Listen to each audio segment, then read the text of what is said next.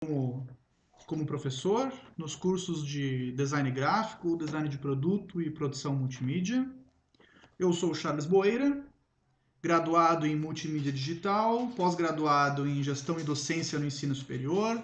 Também tenho formação técnica em mecânica e publicidade. Atuo bastante com design de produto e também sou escritor, blogueiro, pensador, teosofista, cabeludo e vegetariano. Né? Eu já fiz alguns vídeos sobre esse tema, né, a mitologia dos super-heróis, num outro canal que eu tenho, mais sobre filosofia e espiritualidade, né, mas eram vídeos curtos que abordavam somente alguma questão pontual desse assunto. Hoje a ideia é fazer algo um pouco mais longo, né. Eu fiz uma previsão de tempo de 2 horas de transmissão, não sei se chegaremos a isso, porque o ao vivo, né, é imprevisível, mas é um assunto que tem bastante coisa para falar. Tem várias obras que eu estou usando como referência. No final eu vou exibi-las, né, a capa de algumas obras. Inclusive eu coloquei ali na apresentação como dicas de leitura. Essa é a mesma apresentação que eu usei na palestra, né, que eu realizei mês passado na FTech Faculdades. Né? Mas para que a gente possa entender, né, eu vou organizar essa apresentação em várias partes. Então, primeiramente, eu vou fazer uma introdução sobre o assunto, onde nós iremos falar um pouco desde a psicologia analítica do Sr. Jung até a questão da própria mitologia em si, né? Então, qual é a sua função, como é que ela se organiza, brevemente, né? Que a ideia não é aprofundar no estudo da mitologia, mas fazer justamente a ligação dela com a cultura pop, né? Principalmente na figura dos super-heróis do universo comics. Né? Então, os personagens, usando principalmente, né, os personagens das duas maiores editoras norte-americanas, então a Marvel Comics e a DC Comics. Né? Mostrar como a mitologia inspirou e influenciou diretamente esses personagens e como, de certa maneira, eles acabaram se tornando uma espécie de nova leitura da mitologia. Né? Eles acabaram se tornando uma mitologia contemporânea. Eles acabam realizando para nós, né, a nossa sociedade urbana, acaba fazendo a função que as mitologias faziam para os antigos. Né? Inclusive tem uma citação do senhor Jack Kirby, falaremos um pouquinho dele hoje. Acredito que ele seja uma das principais, com certeza é uma das principais referências aí dessa relação mitologia e super-heróis. Né? E tem uma situação que ele diz o seguinte, que ele nasceu numa era sem referências mitológicas. E dessa forma ele se viu obrigado a recriar os deuses. Então olha a profundidade, né, dessa citação. Depois eu vou falar mais sobre isso. Tá? Então, inicialmente, para quem não está familiarizado, esse mini curso, né, ele vai emitir certificado de participação. Né? Quem quiser posteriormente receber o certificado, basta se inscrever no canal do YouTube. Ah, sim, a música estava muito alta ali, que Alvin mandou. Né? Não, já tirei a música, já cortei a música ali. Né? Era só para ter uma abertura.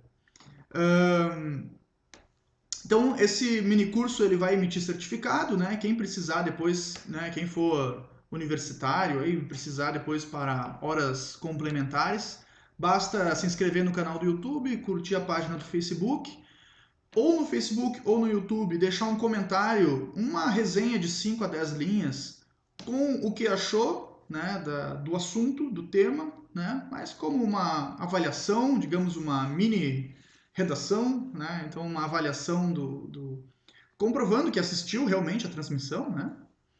E posteriormente eu deixei o link ali, tanto no evento do Facebook quanto na descrição do vídeo do YouTube, eu deixei o link para um formulário, então com alguns dados, né, que eu preciso para emitir o certificado, né, como nome, né, o tema, né, do minicurso também, o nome do minicurso, não deixa de colocar, né, porque como eu vou fazer outras transmissões, então não, eu preciso saber ali, né, de qual minicurso estamos falando, né. Por enquanto esse é o primeiro, né, então só tem esse mesmo, né, mas em breve pretendo aí de repente uma vez por mês realizar algo nesse formato, quem sabe depois eu aumente a frequência e produza mais materiais. E além disso, no canal eu também produzo alguns vídeos breves, né, falando principalmente sobre educação e metodologia. Né? Então, o foco principal do canal é auxiliar os educadores. Né? Então, fazendo esse casamento entre as mídias digitais, né, as possibilidades que as mídias digitais e novas tecnologias nos proporcionam e o fantástico mundo da educação, né, no qual eu atuo aí há quase 10 anos. Certo? Então, essa é a ideia. Iniciando a introdução ao tema. Então, né, o que esse cabeludo barbudo está falando? Né? O que ele quer relacionar super-heróis com mitologia? Né? Onde que isso se encaixa? O que uma coisa tem a ver com a outra? Na verdade, tem tudo. Né? Tem tudo a ver uma coisa com a outra. Por quê? Primeiro a gente tem que entender qual é a função, ou qual era a função da mitologia na antiguidade. E hoje também, nós continuamos ainda com algumas referências mitológicas. Não tão intensamente, né, quanto os gregos e outros povos antigos, mas ela acaba ressurgindo naturalmente. Né? E um exemplo são os próprios super-heróis das comics. Né? São uma nova apresentação dos signos mitológicos. O que são isso? Né? Signos são símbolos, ou, como diria Jung, os arquétipos, né? Os tipos perfeitos. Então, eles não deixam de ser uma espécie de alfabeto divino, digamos, né? Onde eles refletem características do próprio ser humano, da nossa própria existência, da nossa própria vida. Né? As mitologias, assim como a astrologia, assim como outras apresentações de signos, né, como o próprio tarô e as runas, né, outras ferramentas, né, que trabalham com simbologias e arquétipos, elas são todas ferramentas de autoconhecimento. Né? Então, a moral da história, o objetivo final é nos conhecermos. Né? Essas ferramentas, elas nos auxiliam. Elas sempre fizeram isso. Então, através de alegorias, as mitologias elas acabam falando sobre a experiência humana, né? A vivência humana, os nossos dramas, as nossas necessidades, os nossos anseios, os nossos medos. Né? Então, no fim das contas, eu estou com uma participação especial aqui. A Mima está aqui, né? Daqui a pouco eu mostro ela. Dá um oi para a câmera. Oi. Então, participação especial da Maia, que está aqui hoje. Ela também é um arquétipo, né? Um felino. No xamanismo, por exemplo, né? Já falando de arquétipos, então, no xamanismo nós temos os animais de poder. Né? Então, os animais de poder não deixam de ser uma representação de signos mitológica, as divindades,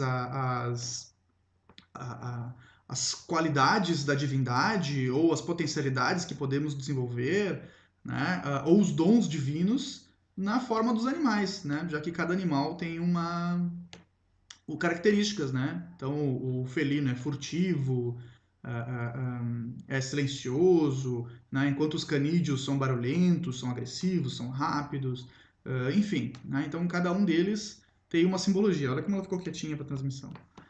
Ela tá querendo aparecer mesmo aqui. Deixa eu ver quem tá no YouTube e não tá vendo ela. Deixa eu inclinar a câmera aqui para aparecer.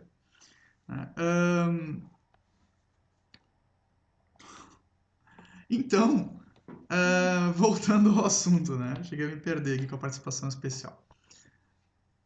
Olhando pra câmera. Né? Então, a questão da mitologia é essa, tá?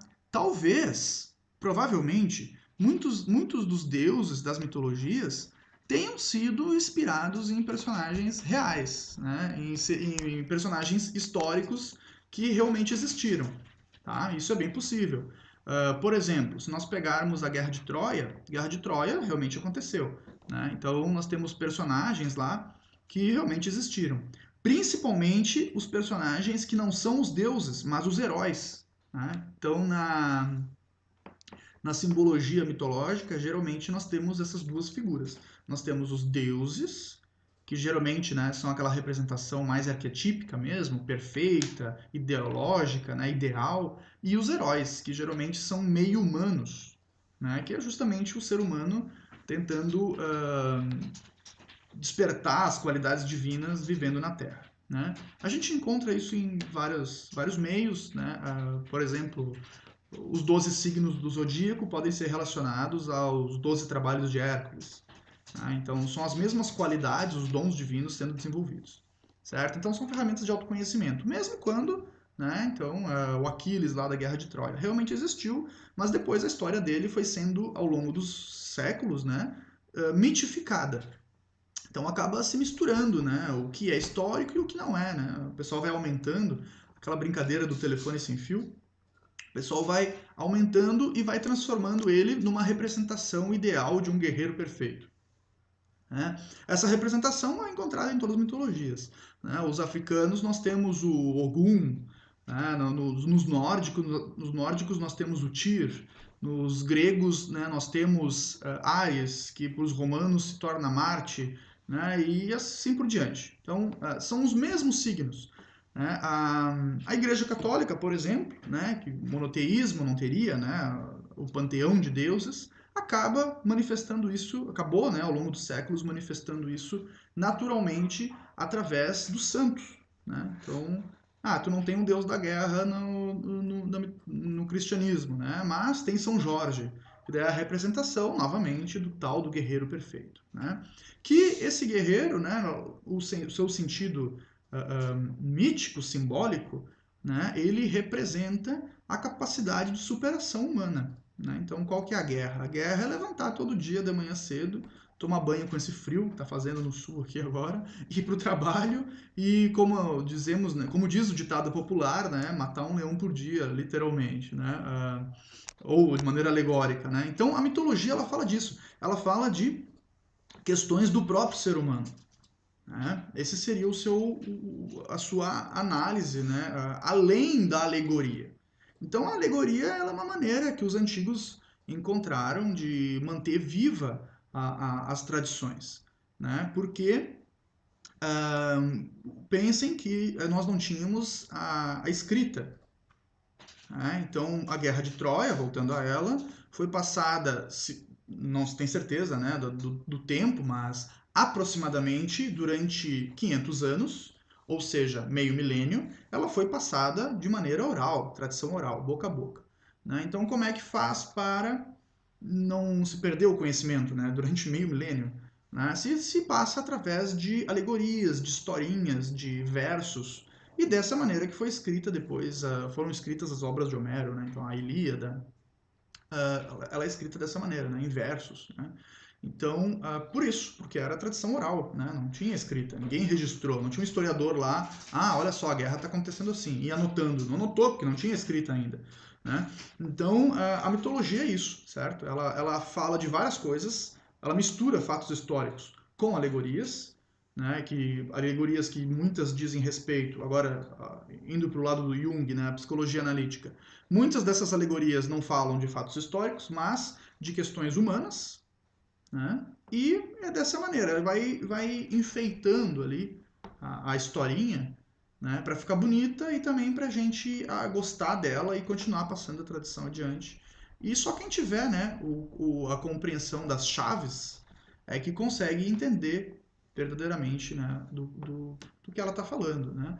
Isso a gente encontra também nas fábulas, né? Então a gente pega lá Chapeuzinho Vermelho, né? Chapeuzinho Vermelho tem muita simbologia ali da adolescência da menina, né? Então a primeira menstruação, a puberdade, o lobo mau, né? O adolescente ali indo atrás dela, né? Então ela tem aquela decisão, né? Vou para casa da vovó, o lobo, não sei o quê, né? Porque a casa da vovó representa a família, né? E tal. Enfim, então são alegorias que contam uma história, criam personagens fictícios ou míticos, né? E estão falando algo sobre a nossa própria condição humana, né?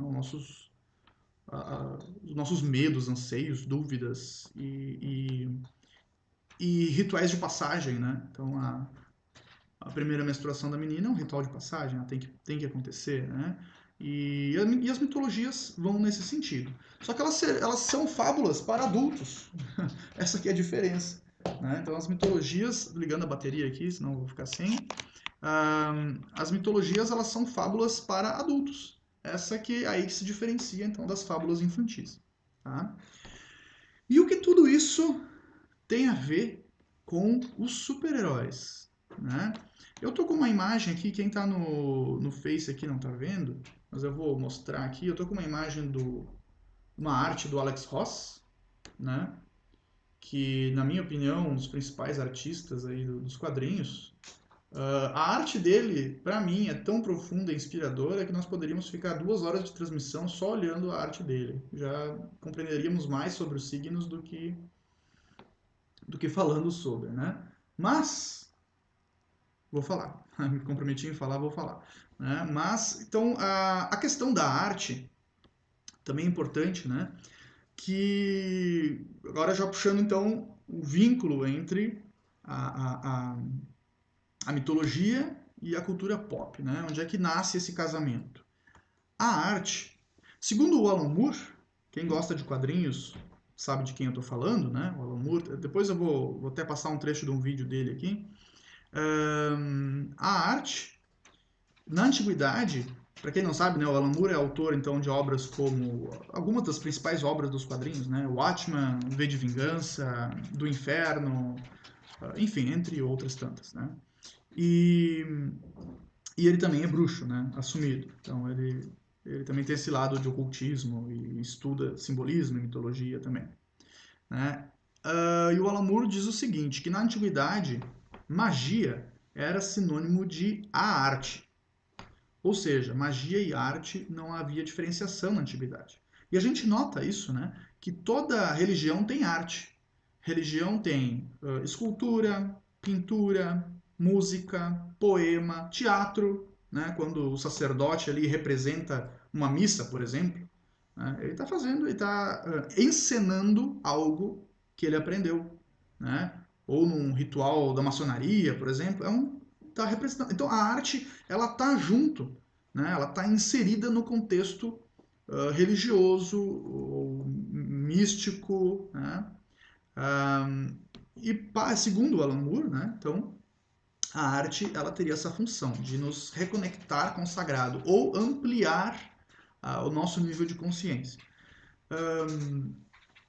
Por isso que na arte nós encontramos, eu particularmente considero a arte, inclusive eu acredito que ela pode nos dar mais respostas do que a própria religião ou filosofia ou mesmo a ciência. Né? Eu considero o artista o ser humano completamente livre, né? Sem querendo agradar ou responder ou explicar, sem estar preso aos conceitos, né? Ele deixa manifestar a sua capacidade de abstração ao máximo.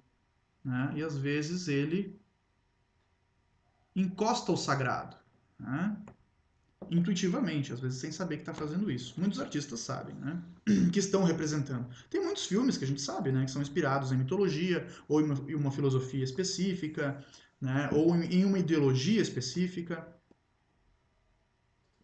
Né? Eu posso citar vários. Por exemplo, o Avatar do James Cameron, né?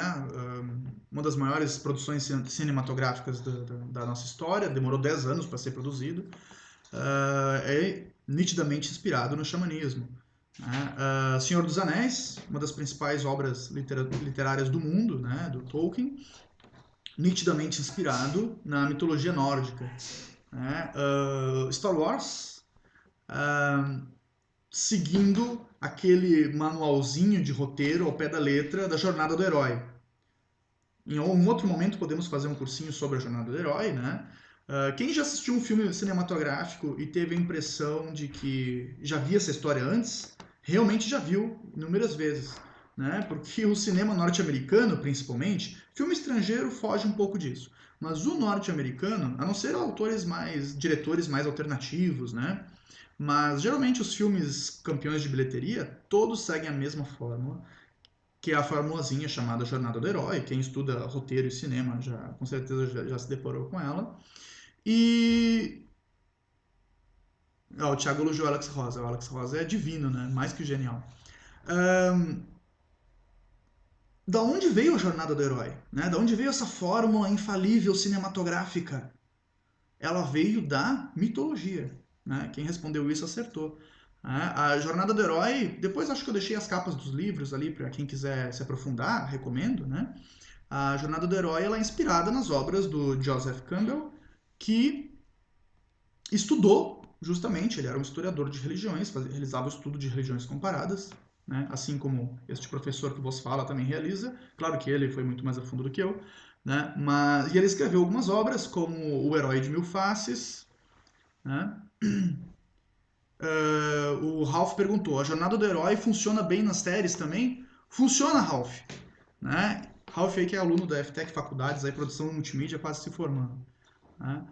Funciona, e como funciona? Né? A jornada do herói funciona em tudo. E por que, que ela funciona em tudo? Né? Justamente, como é que Primeiro, né, como é que o Joseph Campbell chegou na jornada do herói? Ele estudou diversas mitologias, todas que ele teve acesso, e ele notou que todas elas tinham uma linha narrativa comum.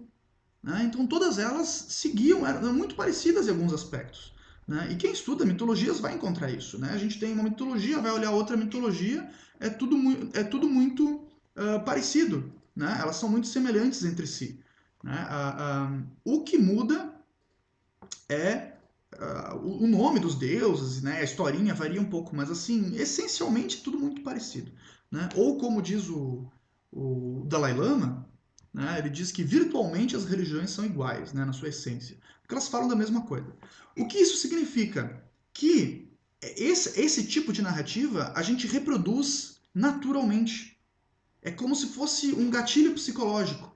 Né? Usando então um pouco da nomenclatura psicológica, né? Então é como se fosse um gatilho, a gente reproduz isso. E quando a gente assiste aquilo, como aquilo na verdade está falando de nós mesmos, né? Então quando a pessoa, sei lá, encontrou Jesus, né? Ela vai lá e alguém contou aquela historinha para ela e ela desperta. É porque aquilo está falando de algo que realmente é verdadeiro e está dentro dela. Né? Então, para o Alan Moore, inclusive, Ralph, para o Alan Moore, ele considera isso uma espécie de feitiçaria, de magia negra, né? Que ele diz que a gente usar a arte, que para ele é sinônimo de magia, como simples forma de entretenimento, né? Sem a função de elevar o nosso grau de consciência ou louvar o sagrado, seria errado, né? Ele diz que os grandes feiticeiros dos nossos tempos são os publicitários, né? Porque usam a questão da simbologia, né? Usam todos esses conhecimentos da arte para vender bugiganga, né? Então, esse é o ponto de vista do Alan Moore, né? Não do Charles Boeira, mas eu concordo com ele. Né? Até certo nível eu concordo com ele. Né? Então, olha que interessante. Então, a jornada do herói ela é inspirada na narrativa das mitologias. Né? E todas elas são iguais, mesmo em povos muito antigos, mesmo em povos que nunca tiveram contato um com o outro. Então, partindo disso, se pressupõe que, ou por aí, né, cada um interpreta como quiser, né, mas ou por uma questão psicológica, ou por uma questão metafísica, não sei, a gente reproduz essa linha narrativa naturalmente e a gente se identifica com ela. Né? Então, esse é o segredo da fórmula de bolo da produção cinematográfica hollywoodiana, que também se aplica nas séries. E como se aplica nas séries? Né? Se aplica muito. Né? Então, as séries hoje, né, estão cada vez mais cinematográficas. Né? Então, a gente assiste um episódio de Game of Thrones, é um filme de 50 minutos. Né? É um mini-filme. Inclusive, o orçamento, né? Cada vez mais caro. Primeira temporada era em torno de $1 milhão cada episódio. Agora está em $7 milhões cada episódio. Né? Então, é um filme. Né? Cuidar para não ficar sem voz. Certo? Então, essa é a questão. Né? Então, a arte, ela não deixa de ser, né, uma maneira de louvor ao sagrado e de diálogo psicológico introspectivo, digamos. Eu coloquei uma frase aqui, né, uma brincadeira, agora já entrando no assunto propriamente dito, né, eram os deuses super-heróis, né, fazendo analogia àquele famoso documentário Eram os Deuses Astronautas. Né? Por quê? Porque os deuses não eram super-heróis, né, mas os super-heróis são deuses. E essa é a questão que eu trago hoje aqui. Né? Tem uma obra que eu usei como referência, até tem a capa dela aqui embaixo, na apresentação aqui aparecendo. Quem está no YouTube não está vendo porque tem a transmissão da Khan aqui na frente, né? Deixa eu me retirar aqui, ó. Era os deuses super-heróis ali. E daí tem a próxima imagem aqui que eu coloquei, que é essa aqui, que é a capa de um livro, que é... a tradução dele ficou sendo... Depois eu vou mostrar a capa dele em português. Em português eles mudaram ali, né, o significado, mas se eu fosse traduzir ao pé da letra, o título da obra é Nossos Deuses Usam Colã, né, que é aquela roupa dos super-heróis, né, que eles utilizam, né, aquela roupa justinha lá dos super-heróis. Por quê? Porque a obra dá a entender que os super-heróis são os deuses, são os nossos deuses de agora. Né? Não no sentido de louvor ao sagrado, embora para muitos nerds como eu, né, as comics, os heróis das comics são quase uma religião, né? Mas num sentido psicológico, eles acabam cumprindo a função que as mitologias cumpriam na antiguidade. Nós nascemos numa era onde nós temos, no Ocidente pelo menos, né, o que predomina? De um lado nós temos o materialismo científico, né? E do outro lado nós temos o monoteísmo.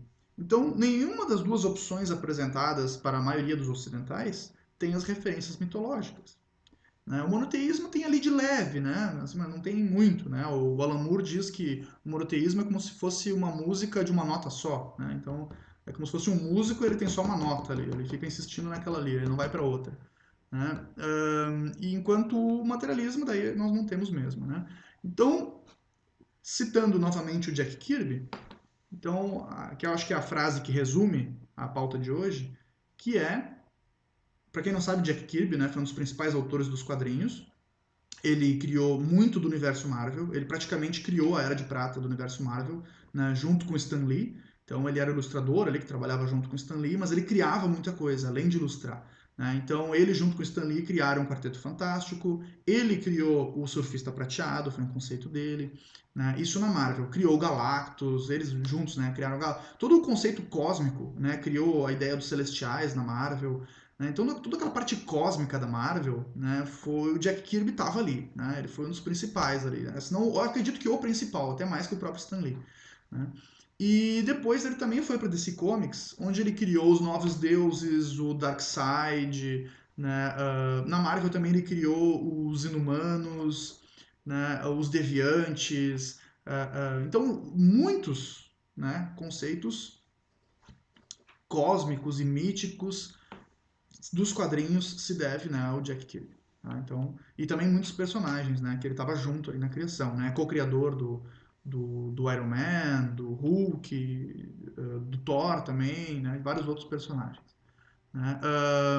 Também trabalhou muito na questão do Capitão Marvel, né, não o Capitão Marvel da Marvel Comics, mas o outro Capitão Marvel que depois virou Shazam. Enfim, tem muita influência dele aí, esse universo mitológico dos quadrinhos. Né? E a frase, então, voltando à frase que eu citei no início da transmissão, mas vou citar de novo, foi: nasci numa era sem referências mitológicas. Me vi obrigado a recriar os deuses. Né? Então, Jack Kirby recriou os deuses. Ele sabia que ele estava fazendo isso. Por que ele sabia? Né? Muitos artistas acabam recriando essas narrativas, como a jornada do herói, né? E tudo isso. O Ralph está assistindo as duas transmissões ao mesmo tempo. Então, muitos artistas criam isso de maneira intuitiva. Né? Por isso que eu digo que o artista é livre, né? Porque ele está ali abstraindo, daqui a pouco ele reproduz isso sem ter consciência. Então, daqui a pouco ele cria uma referência mitológica num filme, num livro, na obra, que ele tá, numa pintura, né? Mas sem perceber. Ele faz isso intuitivamente, porque a gente é como se fosse um gatilho, nós reproduzimos isso, né? E, mas muitos fazem de maneira consciente, né? Então, e junto, né? Tem um pouco de consciência e um pouco é abstração, um pouco é criação, piração, e um pouco eles sabem que estão criando, né? Estudando sobre os primeiros autores lá dos primórdios dos quadrinhos, né, eu constatei que a maioria era judeu, né, muitos com conhecimento de cabala e outras vertentes mais esotéricas do judaísmo. Metade era teosofista, assim como eu. Boa parte era Rosa Cruz, outra parte, 30% era maçom. Né? Então, na verdade, eles conheciam o simbolismo. E eles manifestaram, muitos intuitivamente, mas a maioria eu acredito que não. Eu acredito que eles sabiam realmente do que eles estavam, né, o que eles estavam representando ali, de uma forma, de uma nova linguagem, de uma maneira mais alegórica, mas tinham consciência do que eles estavam fazendo, sim. Tá? E eu vou apresentar hoje, né, algumas evidências. Então, alguns heróis, selecionei alguns, né, com referências diretas às mitologias, né, que foram influenciados diretamente das mitologias, né? Não é algo sem querer, não, realmente é influenciado diretamente da mitologia, tá? Certo? Então deixa eu passar para o próximo aqui. Se tiverem dúvidas aí podem ir mandando e perguntando, né? Que eu vou, na medida aí, eu vou respondendo ao longo da transmissão, tá? Eu começo então a jornada aqui de apresentação dos heróis das comics por ele, que é o maior herói dos quadrinhos, né? Superman, não poderia ser diferente, né? E até porque ele é o que mais tem referências mitológicas, né? Eu sei que hoje o Superman já não é mais tão popular quanto já foi um dia, né? Mas ele é o principal herói das comics, né? O primeiro super-herói aí. E também o que mais tem referências psicológicas e mitológicas. Eu fiz uma listinha na minha apresentação aqui. Depois eu vou disponibilizar o link dessa apresentação para quem quiser ler na íntegra. Né? Mas na verdade aqui também é uma colinha para eu não esquecer de nada, porque é tanta coisa, tem tanta coisa sobre mitologia e super-heróis, né? Que com certeza eu não vou conseguir falar tudo aqui na apresentação, mas para não esquecer da maioria das coisas, eu estou usando a colinha, né? Então, quais são as referências mitológicas e ou psicológicas do Superman, né? Primeiro, para quem não sabe, a criação dele foi diretamente inspirada, né, em personagens como o Hércules. Acho que a maioria conhece, né, o Hércules, mitologia grega. Ele é filho de Zeus com uma mortal, ou seja, ele é um semideus. Né? Ele é o que na mitologia grega se define como um herói. Né? Então, na mitologia grega, nós tínhamos os deuses e tínhamos os heróis. Eram duas figuras distintas, né? Complementares, mas distintas. Né? Geralmente, o, o herói ele tinha uma conexão maior com a humanidade do que o deus. Né? Os deuses ficam lá no Olimpo, eles estão longes, inacessíveis. Enquanto os heróis não, estão aqui na Terra, nos salvando. Né? É igual os super-heróis das comics, né? Não tem diferença nenhuma. Enquanto o Hércules ele era filho de Zeus, mas vivia na Terra, né? Filho de uma mortal, então era meio mortal, né? E ficava aqui nos salvando, o Superman faz exatamente a mesma coisa. Né? Então ele é filho de Krypton, já vou falar sobre Krypton. Também tem uma outra coisinha aí oculta né? Ele é filho de Krypton, filho das estrelas. Né? Ele veio de um mundo superior. Né? Krypton era um planeta superior ao nosso em cultura, em sociedade, em tecnologia, em tudo. Né? Os kryptonianos são superiores à humanidade. Né? Ele veio de um mundo celeste, mundo superior. E vive na Terra tentando se enturmar com os humanos, assim como Hércules, né, para nos salvar. Né? Essa é a função dele. É o que ele tenta fazer, pelo menos. Né? Nem sempre ele consegue. Né? A Lois Lane está sempre em perigo lá, mas ele está tentando. Né? Então, ele foi inspirado diretamente no Hércules, que é um semideus, né, um herói da mitologia grega, e o Sansão, né, que também é um herói meio divino, né? Só que aí da mitologia hebraica, né? Então ele é um herói bíblico que, olha só que interessante, o nome do Sansão significa pequeno sol, né? Ou filho do sol. E da onde que vêm os poderes do Superman? Adivinha? Quem não sabe? Do sol, né? Então, o Superman, ele é nitidamente um signo solar. Assim como Mitra, Cristo, Buda, Apolo, né, dos gregos, o Baldur da mitologia nórdica, Oxalá dos africanos, né? O Superman, ele é um signo solar, mas na figura do herói, né? Ele é o deus Sol, mas na Terra, né? Assim como Mitra dos persas, né? Ele está aqui para nos salvar, ele está aqui para nos defender, né? Então ele não é só o Sol que está lá no céu, não é só o deus do céu, né? Ele também está aqui para nos ajudar, né? Ele tenta conviver com nós, né? Na figura do Clark Kent, né? E o Clark Kent tem uma questão, né? Quem assistiu o Kill Bill, os filmes do Quentin Tarantino, né? No Kill Bill Parte 2, o Tarantino até faz, né, um monólogo do Bill, o Bill quando ele está falando com a Beatrix Kiddo, né? Ele faz essa brincadeira, ele fala do Superman, né? Ele fala que o Clark Kent é uma sátira que Superman faz à humanidade. Porque o Clark Kent é justamente o oposto, né? O Superman, ele é invencível, invulnerável, voa, tudo que ele faz é super, né? Ele é um ser humano na sua potencialidade máxima, ele é um super-humano, né? A sua visão é super, a audição é super, tudo é super. Super velocidade, super inteligência, super tudo, né? Ele seria o máximo, né, da potencialidade. Oi? A Mima tá querendo se comunicar também na transmissão. Enquanto o Clark Kent é justamente o oposto, né? Ele é todo fraco, né? Todo fracote. O Clark Kent, para quem nesses últimos filmes até não, né? Mas quem assistiu os filmes lá mais clássicos do Christopher Reeves ou lê quadrinhos, né? O Clark Kent ele é atrapalhado, ele é estabanado, ele é meio bobão, né? Ele nunca consegue ficar com a Lois Lane, né? Então ele é tudo ao contrário, né? Representando, né? Então essa dualidade que muitas mitologias trazem da própria existência humana, né? Meio divino com potencialidades a desenvolver e meio mortal, né? Então fica nesse. Aí o mortal é fraco, né? Ele é fraco, fica doente e tal. Alguém fez alguma pergunta aqui no YouTube? O Kelvin falou que o Superman só salva a mulher e esquece dos outros. Claro que. Alguém escreveu. O Thiago botou aqui: Krypton maior que a Terra. É.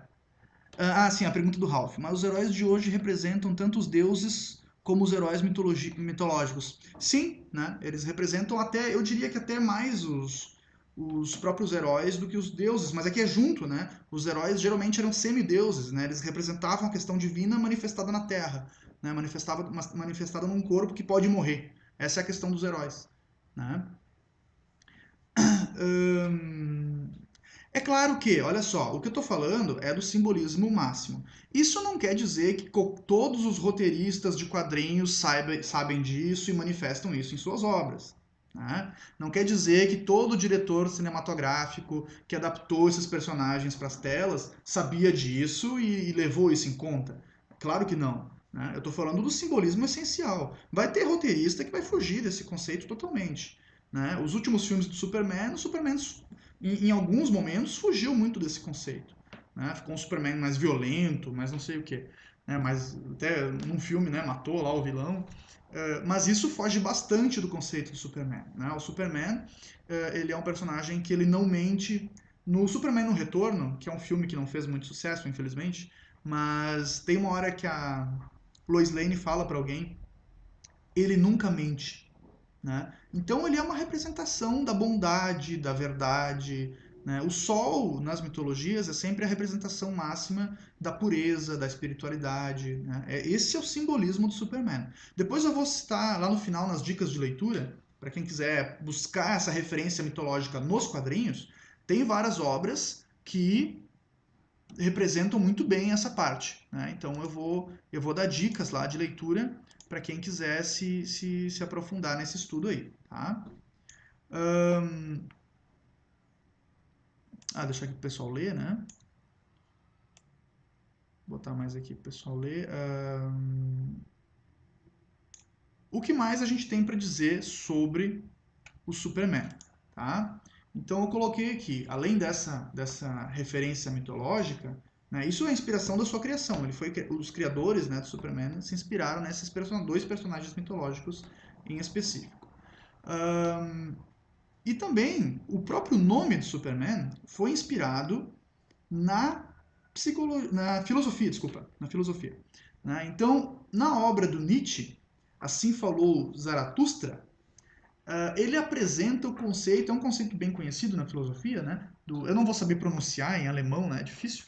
Né? O Übermensch, né? Que se fôssemos traduzir, significaria algo como além-homem ou super-homem. Né? Então, esse é um conceito presente na filosofia e presente também nas religiões e mitologias do próximo estágio da humanidade. Né? Então, no budismo, nós temos o Buda, né? O iluminado. Na cultura hindu, nós temos os Mahatmas, né? As grandes almas. Né? Então, seria um conceito de um além-homem, né? Depois do estágio humano, o que seria o nosso a nossa próxima etapa evolutiva, digamos. Né? Esse conceito ele existe na mitologia, existe na filosofia e veio para os quadrinhos na figura do Superman. Né? Então ele é um super-humano. O próprio nome dele, né, Super-Homem, ele dá a entender um ser humano completo em sua realização. Né? Ele chegou a seu ápice de desenvolvimento. O Ralph comentou aqui, né, que tem várias cenas do filme. O Kelvin e o Ralph estão comentando aqui, né? Sim, né, que no Batman vs Superman, não quero dar spoiler do filme, quem não viu ainda, mas tem várias referências a essa questão divina do Superman. É verdade, né? Ele é meio que Jesus ali, né? E tem várias cenas, verdade, né? O diretor ali, o Snyder, ele deu esse contexto, né? Do Sol sempre aparecendo atrás do Superman. Né? Porque ele é um signo solar, ele é uma representação do Sol. Né? Quem seria o maior signo solar da mitologia da Marvel? Boa pergunta. Não tem. A Marvel não tem um signo solar nítido. Todos eles misturam mais de um signo até, né? Pensando agora, talvez o Thor, né? Talvez o Thor, porque ele é uma divindade. Embora o Thor, na mitologia nórdica, ele seria Júpiter, ele não seria um signo solar. Tá? Assim como o Hércules também, né? O Hércules, Heracles, né? Na mitologia original estaria representado a Júpiter. Mas o Thor da Marvel não é o Thor da mitologia, ele só tem o mesmo nome, né? E inspirado, ele não é o mesmo signo. Né? O Thor na Marvel eu diria que é um signo solar. Por quê? Porque ele é todo nobre, né? Ele vem, né, de um lugar superior, né? Então ele vem de Asgard, né, da cidade dos deuses. Ele é uma raça superior, né? E ele é todo honrado, ele, né, não mente, enfim, ele tem essa representação. Né? Inclusive, o autor do livro que eu li, depois eu vou mostrar a capa, ele faz uma analogia do Thor com o Capitão Marvel. Né? Não o Capitão Marvel da Marvel. Tem confusão aí do Capitão Marvel, né? Tem três personagens. Tem o Capitão Marvel da Marvel, tem o da DC Comics, que depois virou o Shazam, e tem o Miracle Man, que é dos comics europeus, né? Quando eles perderam lá os direitos de usar o nome Capitão Marvel, aí virou o Miracle Man ou Marvel Man, né? Então tem uma confusão. Mas pro autor ali seria o mesmo signo, né? O Thor e o Capitão Marvel representam o ser humano que alcançou a iluminação ali, né, digamos, até a própria maneira como o Thor nos quadrinhos consegue os poderes é muito parecido com o Capitão Marvel, né? O Capitão Marvel, ele é um menino, ele é uma criança e ele entra num metrô onde ele encontra o Mago Shazam. E o Mago Shazam dá os poderes divinos para ele, né, os dons divinos, né? Shazam lá as iniciais, né, dos poderes. Acho que eu botei ele em alguma parte da apresentação aqui. Acho que eu botei. Depois eu vou ler ali porque eu não lembro de cabeça. Mas é a força de Hércules, a sabedoria de Salomão, o poder de Zeus, a velocidade de Mercúrio, algo assim. Né? A resistência de Atlas, é isso, né? E a coragem de Aquiles, é isso aí. Então ele recebe os dons divinos numa caverna.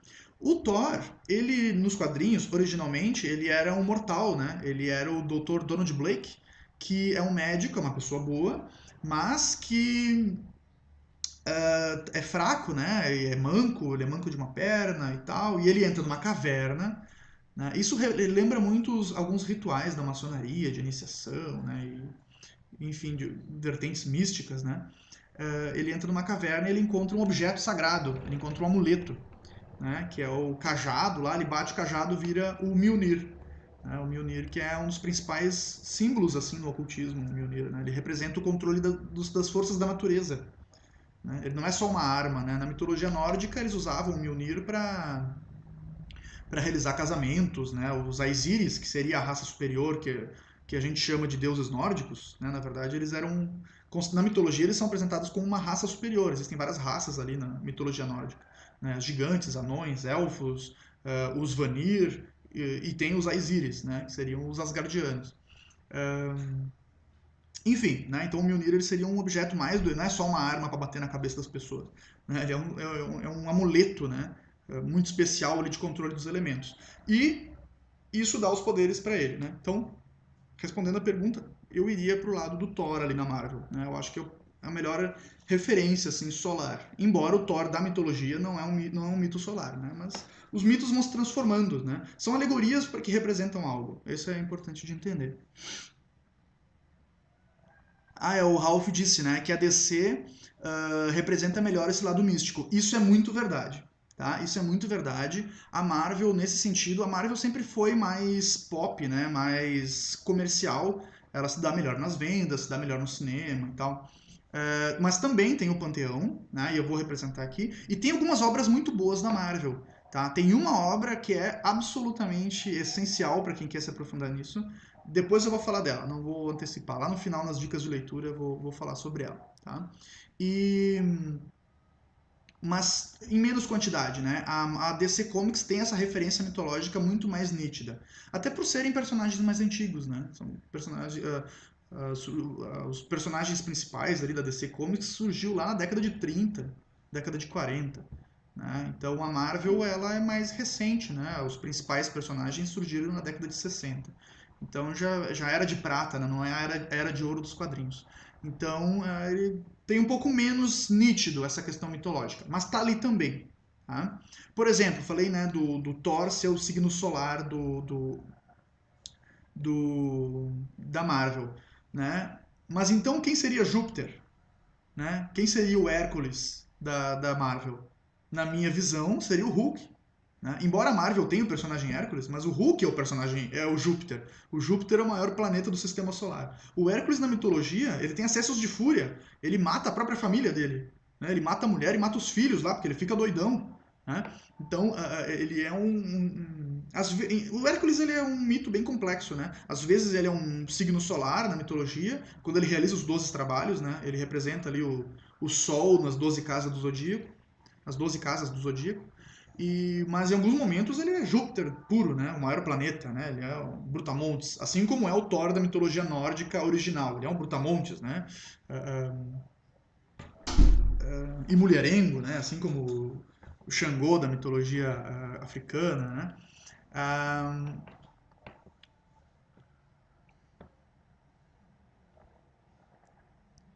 Alguém falou do Wolverine aqui. Depois eu posso falar eu vou falar do Wolverine aqui, tá? Tá na apresentação, tá na apresentação. Vamos finalizar o Superman para eu poder ir nos outros, né? O Superman é difícil de finalizar ele é muito complexo. Ele é o principal, assim, daria pra nós fazer uma transmissão só falando dele. Né?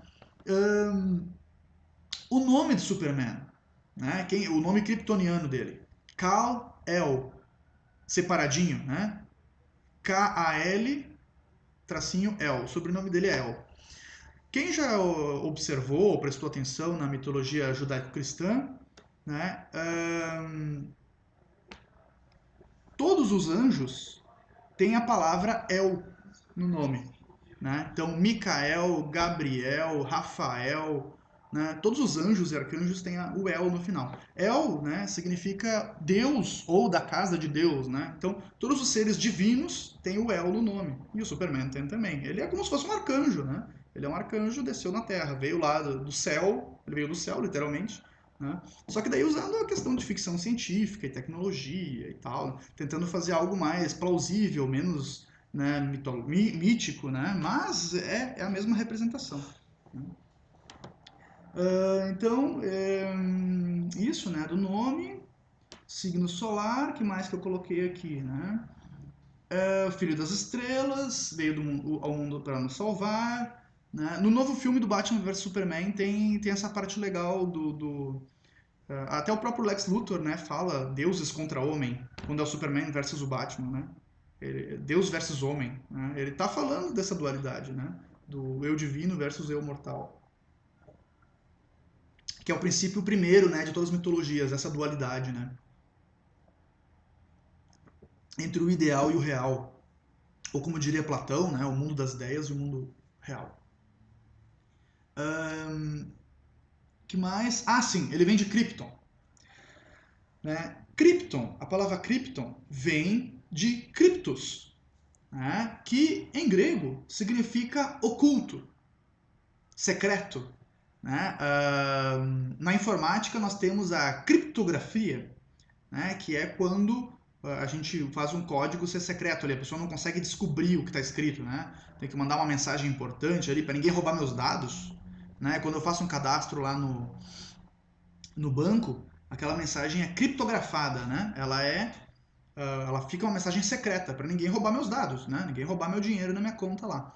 Então, cripto significa isso. Então, ele vem do planeta secreto, oculto, misterioso, místico, né? Ou mundo divino, mundo celeste, né? O pessoal está discutindo aqui qual é o melhor panteão, se é DC, se é Marvel. Vamos discutindo, depois a gente chega lá. Tá? Aí a questão do Clark Kent, né? Enfim, tá? E essa questão dele ser, né, o ser humano no máximo de sua realização. Tá? Eu sei que o Superman não é mais o personagem tão popular quanto já foi um dia, então eu vou para os outros, né? Eu ficaria a tarde inteira falando só sobre o Superman aqui. Mas vamos para os outros, né? Pra gente poder dar continuidade, né? E não ficar chato aí a transmissão, né? Então, a gente chega agora no oposto do Superman. Teve um autor, eu esqueci agora qual foi o autor que disse isso.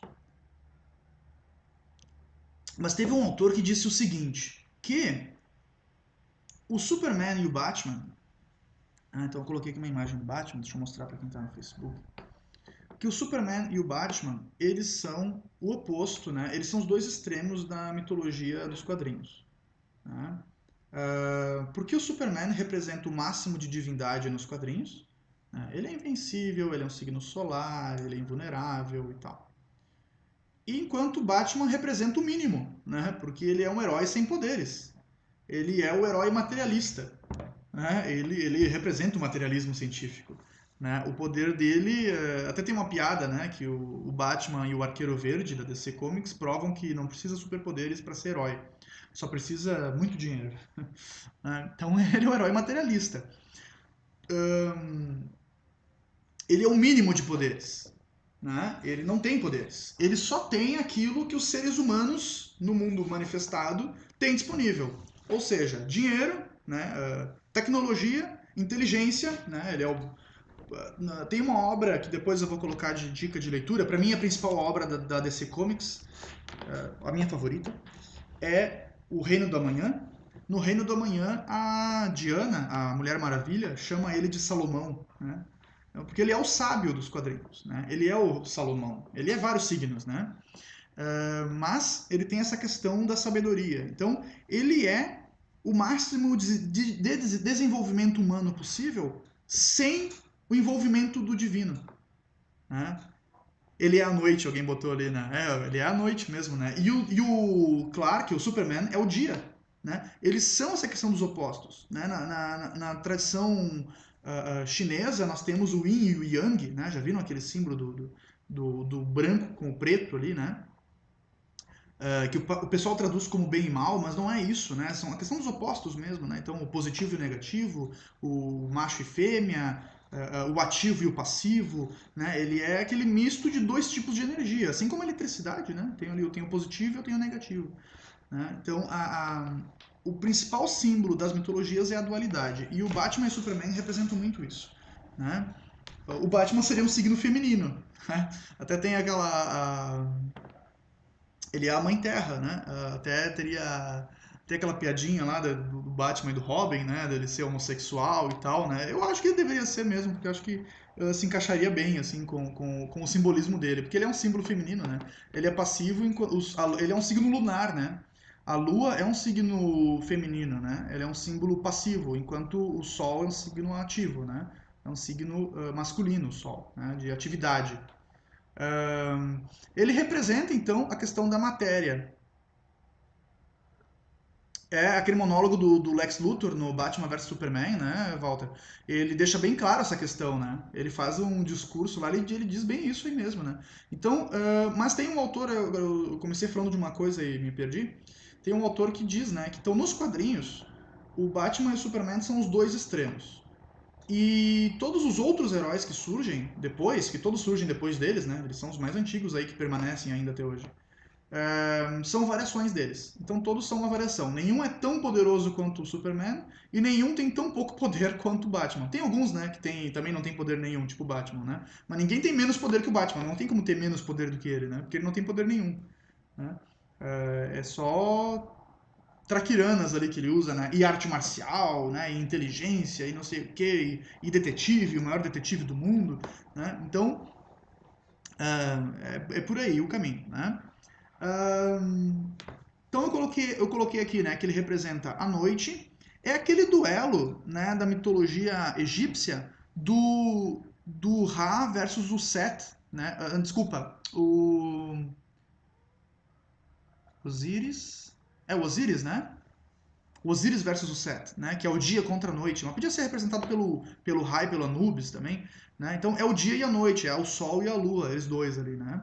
Eles são essa representação que é normal na natureza, né? Então a gente tem o dia e a gente tem a noite, né? São duas representações necessárias para nossa sobrevivência. A gente tem o estado de vigília, quando a gente fica acordado, e a gente dorme, né? A gente tem a escuridão. A gente tem a vida e a gente tem a morte, né? Então eles representam isso. Eles representam essas questões que estão no nosso dia a dia, né? Os opostos estão sempre com nós. A gente tem momentos de alegria e momentos de tristeza. A gente tem momentos de júbilo, né? De o máximo ali, de felicidade e momentos de tristeza, né? De dor. Né? Então, esses opostos estão sempre presentes. Né? Eu coloquei ali sobre o Batman na apresentação, então, né? Que ele é o herói da noite, representa a natureza material, a vida humana, o eu mortal. Né? O Bruce Wayne, ao contrário da grande maioria dos heróis, não tem poderes, né? Ele tem que compensar com destreza física. Então, força, arte marcial, inteligência e recursos financeiros tecnológicos ilimitados. Né? O dinheiro dele nunca acaba. Nem os recursos tecnológicos. Né? Ele é o ser humano que chega no seu ápice sem transcender, né, a matéria, sem recorrer ao eu divino, né, que seria o Superman. Um detalhe que eu botei aqui, mas é uma analogia minha, né? Sempre, o Walter colocou que sempre achou que o Batman era muito mais Horus do que Osíris.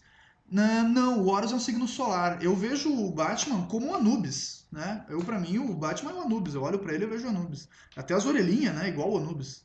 Né? Aquela cabeça de coiote lá do Anubis é muito parecida com a roupa do Batman, né? E o Anubis é um deus dos mortos, né? E ele tem a questão da justiça. O Anubis, ele julga a alma dos mortos com uma pena, né? Então, se a alma pesar mais do que uma pena, vai para o inferno lá dos egípcios, né? E se não, vai para o paraíso. Eu não lembro agora como é que é a terminologia.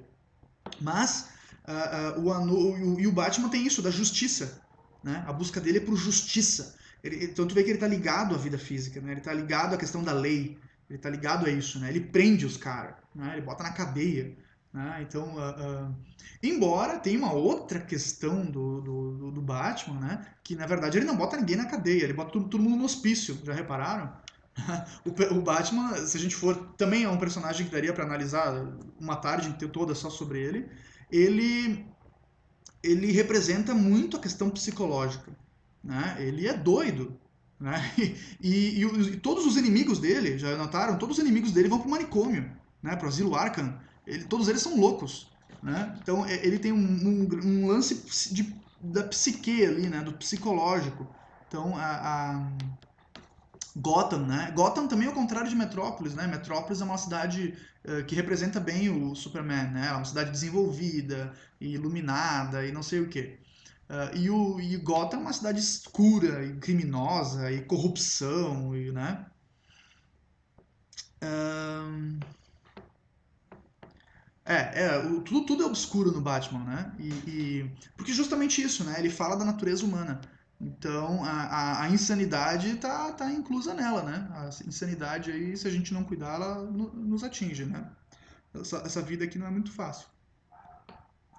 Ahn, então, pra mim, o Batman é o Anubis, mas é uma analogia minha, né? Eu não achei nenhuma referência a isso.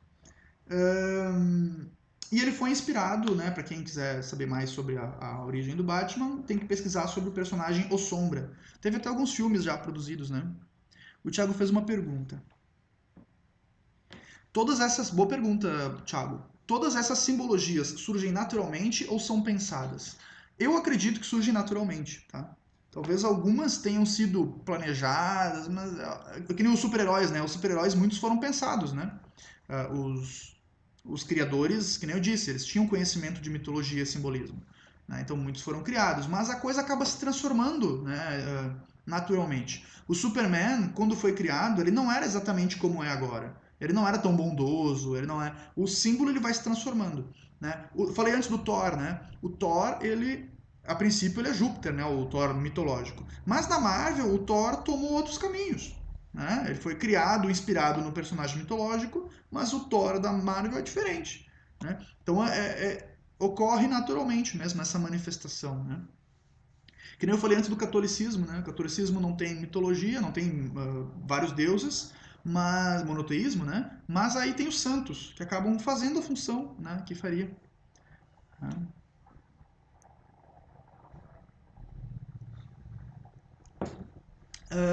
Então, quem quiser saber, o Batman foi diretamente inspirado nos O Sombra, o personagem O Sombra. Que tem os filmes dele também, né? Década de 80 ali, né? Teve uns dois filmes bem legais até, eu gostei na época. Né? Que era um personagem das Pulp Fiction, né? Que eram os quadrinhos baratos lá, norte-americanos, antes da Era dos Heróis, né? Então, tivemos várias eras dos quadrinhos, né? Teve as Penny Dreadful, que até tem uma série inspirada, né? Que eram histórias de terror, de lobisomem, vampiro, né? Tudo muito de terror, monstros, né? E depois tiveram as Pulp Fiction, que eram quadrinhos bem baratos, né? A qualidade também era para ser barato, né? Qualidade baixa, tanto do papel quanto das histórias. E daí tinha muita questão policial, de detetive, né? E daí tinha um personagem que era o Sombra, que era um dos mais populares, né? E bem obscuro, né, e tal. E o Batman foi diretamente inspirado, né? Ele é quase uma cópia do Sombra. Ele é o Sombra versão super-herói, que nessa época não tinha super-herói ainda, né? Tinha só... tinha heróis, né? Tinha o próprio Sombra, entre outros, né? Que, assim, usava uma máscara, usava uma tirinha aqui nos olhos, né? Mas não era ainda o conceito que a gente tem hoje, né? Esse conceito surgiu depois do Superman, né? Foi o primeiro personagem nesse formato de usar fantasia e colã e tal. Né? Eu coloquei ali, né, que o Superman e o Batman representam, de certa forma, o Yin e Yang, e que outros personagens são variações deles, né? É isso aí. Então eu coloquei aqui, ó, dia e noite, os dois, né, representam dia e noite, sol e lua, Deus e homem, imortal e mortal, eterno e finito, calor e frio, bondade e maldade. Né? Então é nesse caminho aí.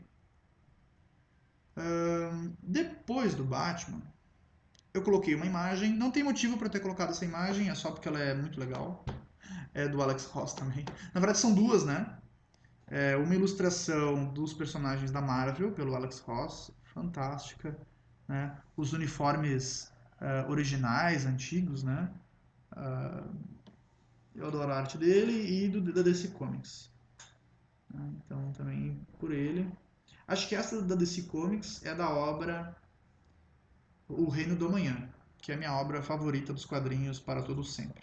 Na verdade, tenho dúvidas se O Reino do Amanhã é minha obra favorita, porque tem aquela outra obra da Marvel, que eu ainda não falei o nome, porque ela não é tão conhecida, mas eu vou falar no final aqui, que ela é tão boa quanto.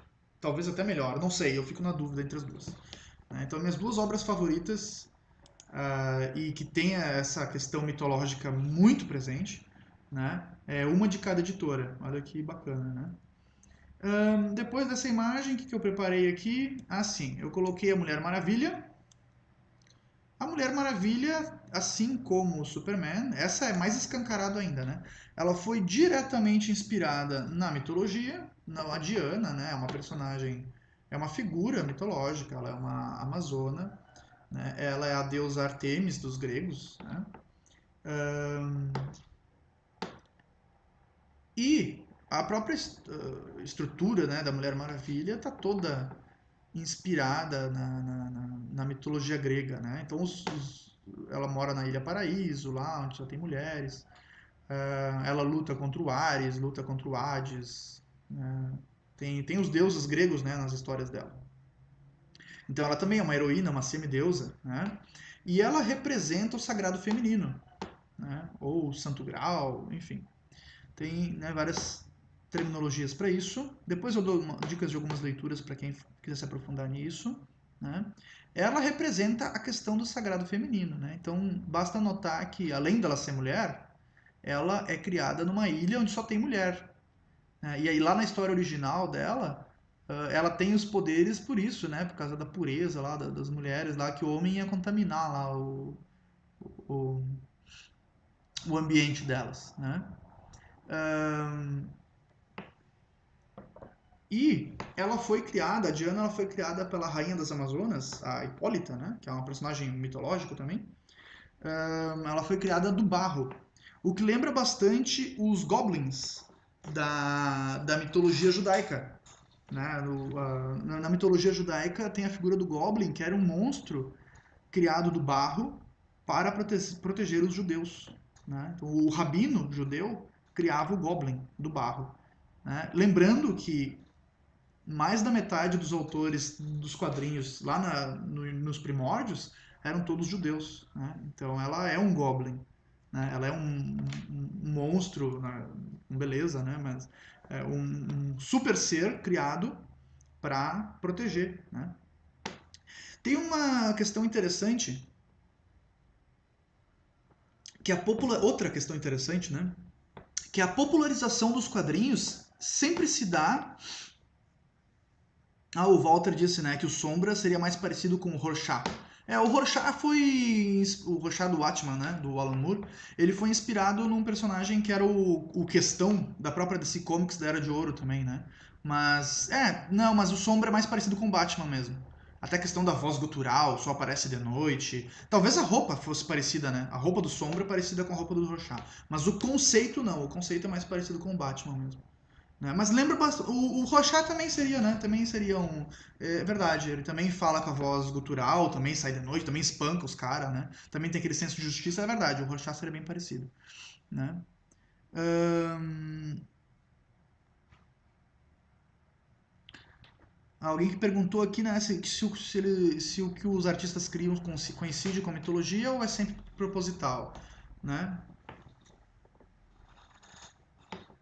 O Golem judaico, Golem, eu falei outra coisa, né? O Golem, isso aí. Então, que nem eu falei antes, né? Nem sempre é proposital, às vezes é intuitivo essa criação, né? Às vezes os artistas conhecem mesmo os símbolos e expressam isso na obra. O Alan Moore é um personagem. O Alan Moore é um autor que, por ele conhecer misticismo e mitologia muito bem, e o Jack Kirby também conhecia muito, eles criavam um proposital mesmo, tá? O Alan Moore cria de proposital mesmo, ele sabe do que ele tá escrevendo ali. Tem algumas obras dele muito mais místicas do que as conhecidas, né? Uma obra é a Prometeia, depois eu vou mostrar a capa aqui, que, cara, é uma aula de ocultismo aquela obra ali, né? Então, quem quiser se aprofundar, lê aquela obra que tem muita coisa ali, tá escancarado, né? Quem quiser saber o que é o Santo Graal, que não tem nada a ver com uma tacinha, tem a ver com a mulher, com o ventre da mulher ali, né? Ahn, que é a nossa capacidade de gerar vida, né, como ser humano. Leia essa obra aí que tá lá, ele explica claramente lá, tá escancarado lá qual é o significado do simbolismo. Né? Então, a Mulher Maravilha, ela tem essa representação do sagrado feminino, né? Inclusive, eu coloquei ali também, né, que a questão do celibato das Amazonas, que lá não tem homem, né, na sociedade delas, lembra, né, a necessidade das sacerdotisas do antigo oráculo de Delfos, né, do celibato, né, então não tinham contato com o outro sexo, né.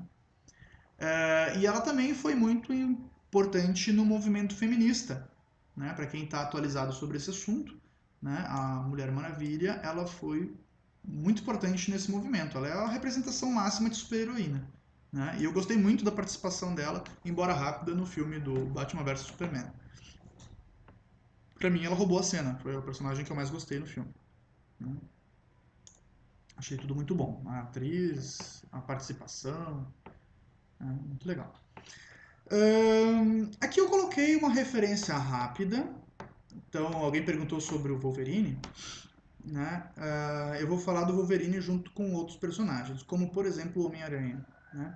Teve uma piadinha que eu li na internet essa semana, não, essa semana não, faz mais tempo, sobre o filme do Capitão América, o novo, né, o Guerra Civil, que tinha vários personagens com nome de animais. Né? Então tinha o Falcão, tinha o Pantera Negra, tinha o Gavião Arqueiro, tinha o Homem-Aranha, né? Parecia um zoológico. Né? Por que tanta referência a animais? Foi o que eu falei lá no início, né? Que esses arquétipos também podem ser representados nos animais. Né? No xamanismo nós encontramos muito isso. Né? No xamanismo nós temos os totens do xamanismo, né? Onde justamente nos animais nós vemos esses símbolos. Né? Então, nos quadrinhos é muito comum. Então a gente tem o Wolverine, para quem não sabe, o Wolverine é um nome indígena para um animal chamado carcaju. Né, que é também chamado de lobo-urso, alguma coisa assim. Ele é um bichinho bem brabo, pequenininho, por isso que nos quadrinhos, no cinema o ator é alto, né? Ele tem 1,80 m, se eu não me engano, até mais, acho. Mas nos quadrinhos o Wolverine tem 1,60 m, né? Ele é o personagem, ele é o super-herói mais baixinho que tem, né? Porque o Carcaju ele é um bicho bem pequenininho e bem agressivo, né? Bem que nem o Wolverine mesmo, né? E se tu tem aquele filme que a tradução é Os Deuses Devem Estar Loucos, passava muito na sessão da tarde, na minha época, que tem uma cena que o cara pisa no rabo de um carcaju e o carcaju persegue o cara a metade do filme. Nunca desiste, né? O carcaju é assim, tu bater nele, ele vai te perseguir até o fim da vida, né? No filme lá, ele só larga o cara quando o cara deixa a bota, que ele pisou no rabo do carcaju com a bota. Daí o cara deixa a bota lá pra ele fica agarrado na bota, querendo se vingar, né, da bota. Daí aí ele consegue se livrar do carcaju, né? Ahn, Alguém fez uma pergunta, um comentário aqui. Que uma história do John Romita Jr., do Homem-Aranha, que ele usa esse conceito do xamanismo. Tem muitas aquelas histórias do Kraven, né, o caçador do Homem-Aranha, também tem esse conceito. Os vilões do Homem-Aranha são todos animais, né? E tem muito isso. E outra coisa curiosa, eu acho curioso, né? Pra quem não sabe, os dois personagens de quadrinhos mais populares, os que mais vendem, os que mais dão dinheiro, são o Homem-Aranha e o Batman, né? O Batman na DC e o Homem-Aranha na Marvel. E eles são dois animais que nos causam repulsa, né? Um morcego e uma aranha. São animais peçonhentos, aranha peçonhenta, né? Então a gente tem medo dela, a gente não gosta. E é o personagem mais popular. Né? Então é uma curiosidade, assim, por que será, né? E o morcego também, né? O morcego não é um animal tão bonitinho. Ele é bonitinho, né? Mas assim, no primeiro momento ele nos causa assim um desconforto, né? É uma curiosidade. Mas essa questão tem muito a ver com o xamanismo. Então, o poder dos animais, né? O xamanismo tem isso, os animais de poder, né? Os totens, que é uma outra representação dos deuses. Né? Então, nos animais a gente vê qualidades divinas manifestadas ali. É um outro alfabeto divino, né? Que a gente pode utilizar. Então eu coloquei vários aqui de exemplo, né? Pantera Negra. O Pantera Negra é escancarado, né? O Pantera Negra é um rei da África, né? E é xamanismo puro, né? O conceito do Pantera Negra. Né? Então o conceito dele é bem interessante. Eu coloquei aqui o Thor. Eu coloquei o Thor versus Hulk. Eu não coloquei só o Thor. Eu queria falar sobre o duelo do Thor versus o Hulk. Até fiz um vídeo falando só sobre isso, que tem muito a ver com o duelo do Batman versus Superman, apresentado no filme, né, do Batman vs Superman, recente agora. Mas no Thor vs Hulk, esse conceito é mais escancarado ainda. Por quê? Porque o Thor é um deus nos quadrinhos. É o portador da luz. Nessa imagem aqui, essa aqui acho que é do John Romita, essa arte. Não do Romita Jr., mas o pai, né, do John Romita Jr. Ele está portando a luz ali na figura do Mjolnir. E o Hulk, ele é a ignorância. Para quem não sabe, o Hulk foi inspirado no Frankenstein, no monstro lá do Frankenstein, e no Dr. Hyde, né, da literatura britânica ali. Então, ele, né, o Hulk, ele é a insanidade, ele é... Pra quem não sabe, né, o Hulk, a personalidade do Hulk é a personalidade do Banner criança. Né? O Dr. Banner ali, que vira o Hulk, ele foi abusado do pai quando era criança. Abusado, apanhou do pai, né? O pai dele batia nele e tal, era alcoólatra. E ele tem um trauma de infância. E quando ele manifesta a personalidade do Hulk, ele traz esse trauma, né? Ele é uma personalidade infantil. Por isso que o Hulk quase não fala, né? O Hulk, ele é tipo uma criança birrada, né? Ele me dá meus brinquedos, né? Me dá meus brinquedos, eu não brinco mais, vou quebrar tudo. Né? É o dono do campinho. Né? Então, ele representa também a nossa personalidade infantil como seres humanos, né? Então, o quanto sem a consciência divina, né? Sem o, o lado Deus em nós, que é representado pelo Thor, esclarecimento, discernimento, iluminação, digamos. Sem isso, nós somos infantis, né?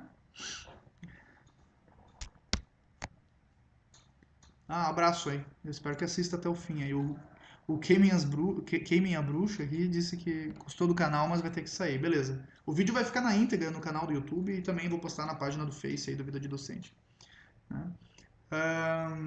Certo? Então eu coloquei que eu achei bem nítido, assim, tem muito nos quadrinhos, né, esse duelo do Thor versus Hulk, e é uma representação, na minha opinião, muito clara disso, tá? Eu coloquei só mais alguns personagens aqui, eu já vou para as dicas de leitura, para quem quiser se aprofundar, né? Coloquei o Shazam, então eu já falei até do Shazam antes, né? Mas então o Shazam, ele tem essa representação também, uma criança que se torna Deus, né? Ou um humano que ganha poderes divinos, né? Que é parecido com o Thor também no seu conceito original. Né? E ele ganha os dons divinos, esse escancaradamente. Né? Ele ganha os dons divinos. A palavra Shazam significa, né, os dons divinos. Né? Então aqui a sabedoria de Salomão, a força de Hércules, resistência de Atlas, poder de Zeus, coragem de Aquiles e velocidade de Mercúrio. Antes eu lembrei de todos. Né? E ele passa por uma iniciação numa caverna, né? Lembrando muitos ritos aí místicos, né, de várias ordens e vertentes. Eu deixei o Homem de Ferro também. Nos quadrinhos ele não é até hoje mais, né? Mas graças ao cinema ele se tornou mais popular. Ele não é um personagem, não era tão conhecido nos quadrinhos, né? Não era tão popular, né? Mas graças aos filmes, né? Muito bem produzidos ali, o ator muito bom, acabou se tornando bem popular. Então achei legal falar dele. O Iron Man, ele é uma outra representação, essa mais nítida ainda, do materialismo, né? Ele é um personagem materialista. Ele representa o nosso lado mortal e materialista, né? O personagem é ateu, ele tem dinheiro e tudo o poder dele vem de tecnologia, né? Nesse lado semelhante ao Batman, né? Ele também é super inteligente e tal. Então ele lembra muito o que eu falei antes do Batman ser materialista, né? Então ele representaria isso. Só que ele mais escancaradamente ainda, né? Por fato dele vestir uma armadura que mostra a fraqueza dele como mortal, né? Que ele sem armadura ele morre facilmente, né? Então ele tem um exoesqueleto, né? Ele lembra um sei lá, tipo uma ostra ali, né? Ele tem a casca dura por fora e por dentro ele é vulnerável, né?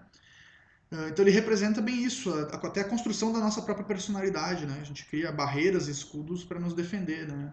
Lá no fundo, né, o Kelvin está nos assistindo aí, lá no fundo o Kelvin é sensível, né? Mas não parece, né? Ele mostra a casca, uma pessoa bruta, né? Sisuda, né? Assim funciona. Outra coisa legal do Iron Man é que o Tony Stark, ele é alcoólatra, né? No cinema isso não aparece, né? Mas nos quadrinhos ele é alcoólatra. Então mostra também as nossas fraquezas humanas, né? Que Kelvin disse que é o amor de pessoa. Né? Então, ele mostra nossas fraquezas humanas. Né? Ele é alcoólatra. Olha só a Marvel tem esse lado mais humano, né, dos personagens, que também foi um dos motivos dela ser tão popular, né, e mais popular até que a própria DC Comics, que é mais antiga, né, porque ele mostra mais esse lado humano dos personagens. É legal isso também, né? A DC Comics sempre foi mais mitológica e a Marvel Comics mais humana, né? Os personagens têm problemas, né? Tu não vê o Superman com problema para pagar as contas, mas tu vê o Homem-Aranha com problema para pagar as contas, né? Por isso que ele se tornou um personagem tão popular, né? O Homem-Aranha é o personagem mais popular dos quadrinhos, né? E justamente por isso, porque ele tem essas fraquezas e tal, né? Ele é órfão, né? E passa por dificuldades. E a gente se identifica com isso, né? O Batman versus Superman. Por que o Batman é mais popular que o Superman? Porque é mais fácil a gente se identificar com o cara que sofre, com o cara que perdeu os pais, com o cara que se machuca, do que com o cara que é invulnerável, porque a gente não é assim, a gente não é invulnerável. Então é mais fácil a gente criar empatia com o personagem que passa por algo parecido conosco do que com o personagem que tem uma vida muito além do que a gente é capaz, muito além do que a gente vive. Né? Então essa é a diferença.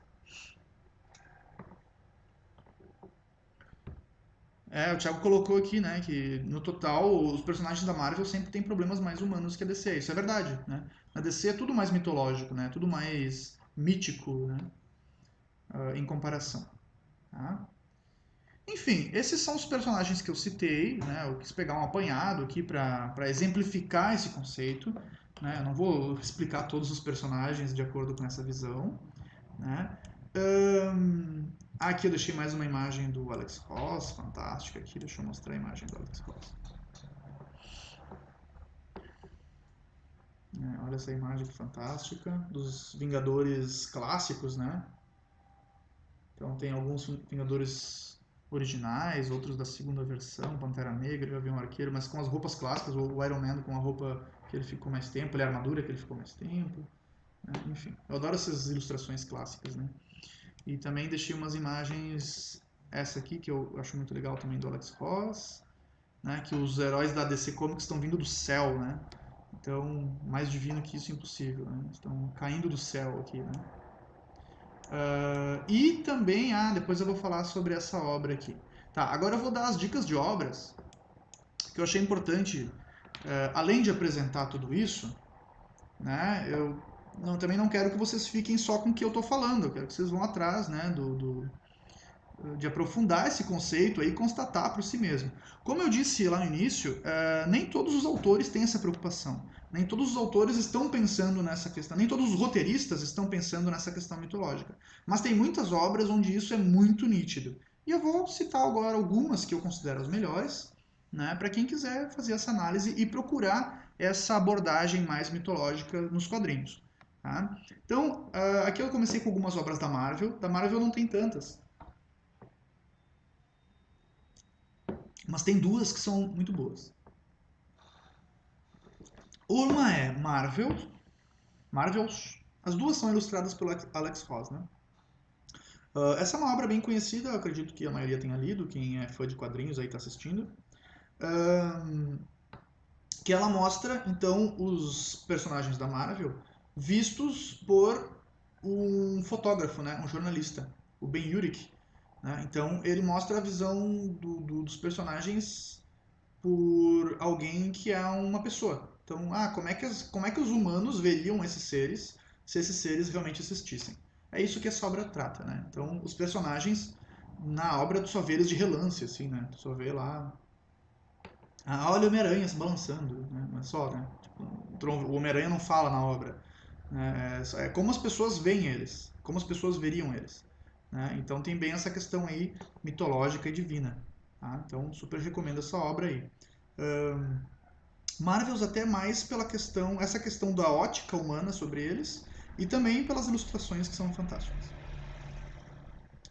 A outra obra da Marvel, e agora sim, essa é a principal obra da Marvel e acho que, eu posso dizer, eu acho que é a minha obra favorita de quadrinhos de todos os tempos, talvez. Tem 476 páginas ali, né? Tá mostrando ali. Quase 500 páginas. É o Terra X. Essa obra tem Ah, quem tá ali no YouTube não tá aparecendo inteira a capa aqui. Pera aí, acho que eu vou ter que ir manual aqui mesmo. Então essa aqui é o Marvels, né? A capa do Marvels. E o Terra X. O Terra X, ele tem continuações, né? Ele teve... tem o Paraíso X e o Universo X, né? Tem na Saraiva o Paraíso X, eu vi que tá à venda aqui em Caxias do Sul, na Saraiva tá à venda. Mas não é tão bom quanto, tá? Já adianto que é legal, mas... o Paraíso X eu não li ainda, mas o Universo X eu li, não é tão legal, tá? Essa é uma obra que pra mim não precisava continuação. A Terra X já é completa e é algo fora do comum. Eu não tenho nem como descrever ela. Eu fiquei 2 noites sem dormir depois que eu li ela, só pensando nos conceitos apresentados. Tipo assim, ela é o ápice do conceito mitológico do Jack Kirby. Não foi ele que escreveu, né? Porque ele já nos deixou. Mas a concretização dos conceitos que ele criou. Né? O Alex Ross foi lá e finalizou os conceitos. Assim, é algo inacreditável essa obra. Né? Mas eu não quero falar nada sobre ela, não quero dar spoiler. Né? As obras da DC, então, quais que eu recomendo, tá? O Reino do Amanhã. O Reino do Amanhã é um futuro apocalíptico ali, né? O Superman se aposentou e depois ele volta e tal. Aquele tipo de universo que todo fã de quadrinhos adora. Né? Todas essas que eu estou apresentando são sagas fechadas, tá? Essas não são as revistas mensais das editoras. Né? Dificilmente tu vai ver esses conceitos mais mitológicos nas revistas mensais. Geralmente tu vê mais, né, quando tu tem um autor ali mais independente que produz uma obra sem muita preocupação. As maiores obras dos quadrinhos se originaram assim, né? Então, o próprio Watchmen, né? São obras, o V de Vingança, são obras, o Cavaleiro das Trevas, né? São obras fechadas. Tá? Então, o Reino do Amanhã, para mim, é a principal obra da DC nessa questão mitológica. Inclusive, ela reinventou o conceito, né, dos quadrinhos. Na década de 90 teve uma caída nos quadrinhos. Ah, é importante até falar disso. Eu ia falar antes e eu acabei fugindo. Os quadrinhos, eles sempre ficam. Os heróis dos quadrinhos ficam mais populares quando os norte-americanos estão numa ruim. Que é quando a gente procura os deuses, né? Muita gente procura a religião quando está com problemas, não é assim? Né? Os quadrinhos é igual. Então, os momentos mais populares dos quadrinhos foram na Grande Depressão, depois na Segunda Guerra, depois na Guerra do Vietnã e após o atentado das Torres Gêmeas. Que daí deu o boom, né? Década de 90 tava sumido os quadrinhos, né? Estavam bem... Tu não via filme de quadrinhos no cinema. Depois do 11 de setembro de 2001, né, eles voltaram com tudo e estão até agora aí. Né? Então, quanto mais a humanidade tem medos e anseios, mais ela busca os deuses, né? Seja no formato contemporâneo ou antigo. Desculpe. Superman All-Star. Essa é a obra máxima do conceito do Superman. Quem quiser conhecer o conceito do Superman, essa é a obra, tá? Então, não vai ler lá Injustiça, né? Tem Injustiça, eu tô lendo também, é ótimo, é muito bem escrito. Né? Que tem o game, né? E tem a saga, eu tô lendo lá, já li todas, eu acompanho. Mas, apesar de ser muito divertido, aquele conceito do Superman não é o conceito do Superman. Né? O Superman é o cara do Superman All-Star. Inclusive, nessa obra, dando um pouco de spoiler, ele realiza os 12 trabalhos, né, do Superman, equivalente ao Hércules. Né? Aqui eu deixei uma imagem de uma obra que nem todo mundo conhece, que é o Astro City. O Astro City ele pega os mesmos conceitos mitológicos, tá, e apresenta com outros personagens. Então, não tem o Superman, mas tem o genérico do Superman. Não tem a Mulher Maravilha, mas tem o genérico da Mulher Maravilha. Para ver como são signos que é muito fácil reproduzir. Né? Eu posso criar outros personagens. E Astro City é muito legal. Né? É muito bem escrito também. E aqui eu tenho uma capa. E nessa capa tem ali o genérico do Superman, que é o Samaritano. Olha só. Né? Samaritano é um conceito bíblico, né? O bom samaritano lá, tem a parábola, né? Que é o cara que ajuda todo mundo, é o cara bondoso. Esse é o conceito do Superman, né? O Superman, ele é o... nos quadrinhos chamam ele de escoteiro, né? Então ele é o cara bondoso ali, né? Então, Astro City, super recomendo também, leitura. O que mais que eu coloquei aqui? Ai, eu escondi uns aqui, né? Agora eu vou saber onde eu botei aqui. Pera aí, deixa eu achar aqui. Aqui, tá o Terra X, o Reino da Manhã, o Superman All Star, o Astro City. Ah, sim. Aqui eu coloquei o Alan Moore, uma imagem do Alan Moore, e a capa do Miracle Man, né? E eu coloquei um trecho de um vídeo dele, eu já vou dar o play aqui, é só um trecho de uma entrevista com ele, que depois virou um documentário, que vai ter um pouco desse conceito que eu estou falando nas palavras dele, aí, diferente, né, o jeito que ele explana, mas vai no caminho aí que eu estava falando, né, sobre a arte e a magia e tal. E, enfim, esse é um dos maiores autores dos quadrinhos, né, todo mundo sabe, quem lê quadrinhos conhece ele. E aqui a gente tem o Miracle Man, que é uma obra dele também, né? Escrita por ele, né? O personagem não foi criado por ele e que também eu não tenho muito como explicar, né? Então, leiam. Não tem muito como explicar essa obra. Vocês também vão ficar sem dormir bastante tempo aí depois de ler. Né? E aqui tem um trecho, eu vou passar esse trecho aqui do vídeo.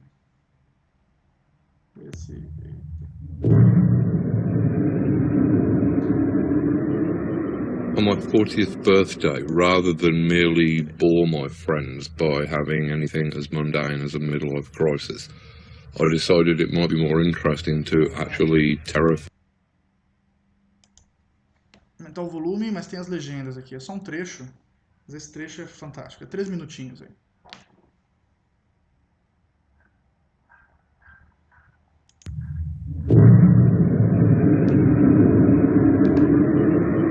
On my 40th birthday, rather than merely bore my friends by having anything as mundane as a midlife crisis, I decided it might be more interesting to actually terrify them by going completely mad and declaring myself to be a magician.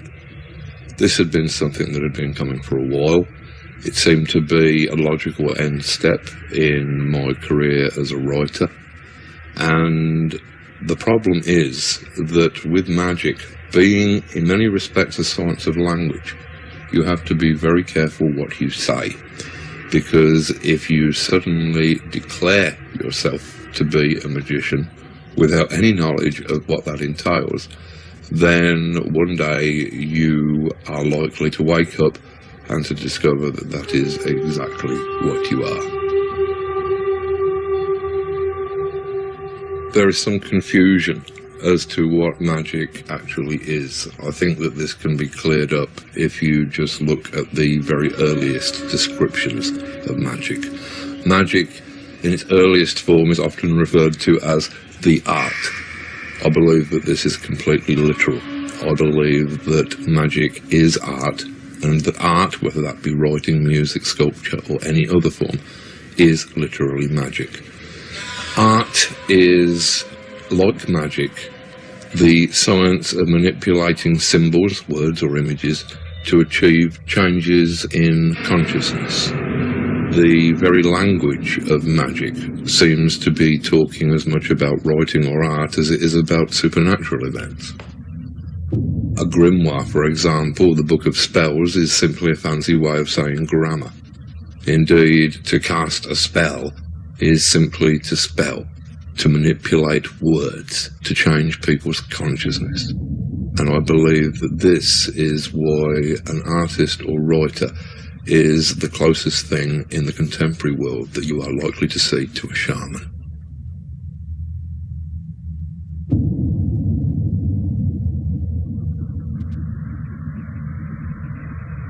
I believe that all culture must have arisen from cult.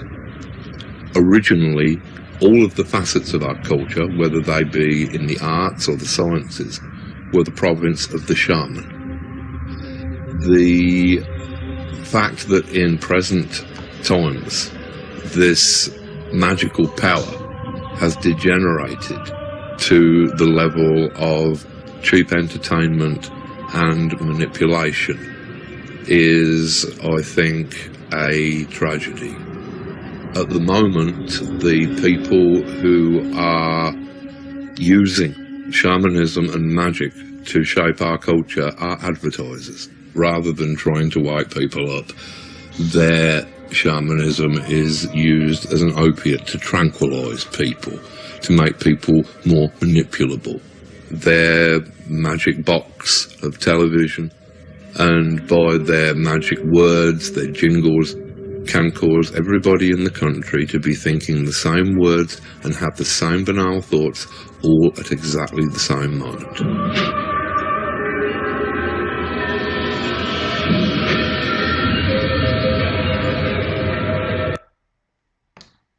Profundo, né?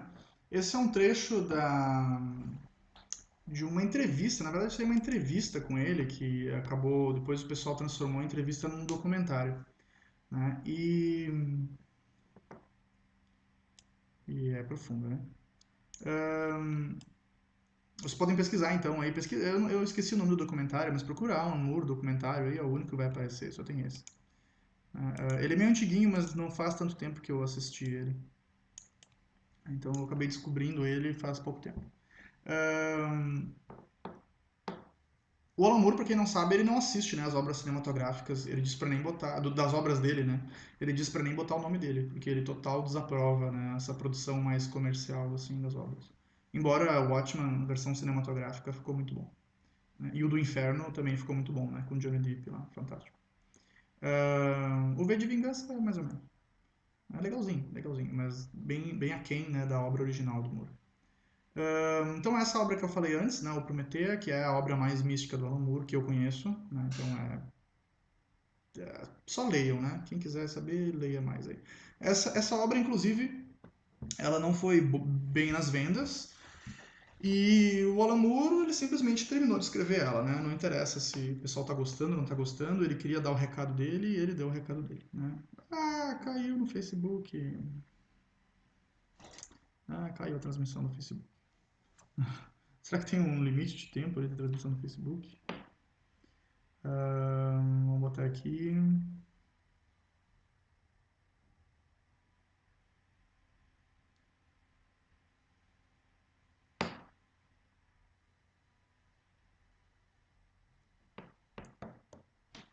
Então, voltando, deixa eu ver a pergunta do pessoal aqui no YouTube.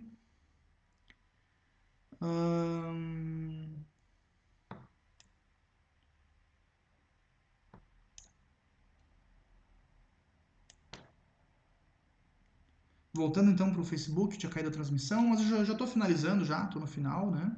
Então, estou dando as dicas de leitura aqui. Tem umas perguntas do pessoal do YouTube aqui. O Kelvin fez uns comentários. Que no Atman os personagens são mais normais, né? E não tem muito essa questão dos poderes, né? É isso que ele está falando, tirando o Dr. Manhattan. Sim, mas a questão, uma pergunta, uma questão interessante, Kelvin. A questão mitológica, ela não tem a ver com os poderes, ela tem a ver com os conceitos, né? Então eu posso ter um personagem que não tem poderes, mas tem o conceito, né? A questão não são os poderes. É claro que os poderes estão inseridos também porque a questão dos deuses, né? Os deuses têm mais poder que os humanos, né? Então essa é a visão que a gente tem deles. Mas eu posso colocar os mesmos conceitos em personagens sem poderes, né? Por exemplo, o Coruja, né, do Watchman, ele é bem, lembra bastante o Osíris, né? Porque o Osíris na mitologia ele é meio falcão, né? Tem uma roupa de falcão e tal, né? Cabeça de falcão e tal.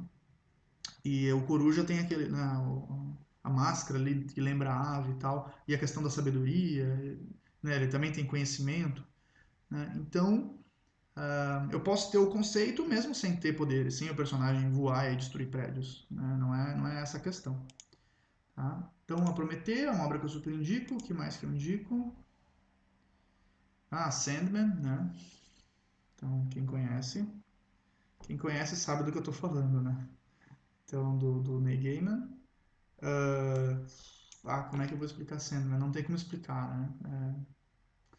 Muito arquetípico, né? Tem os perpétuos.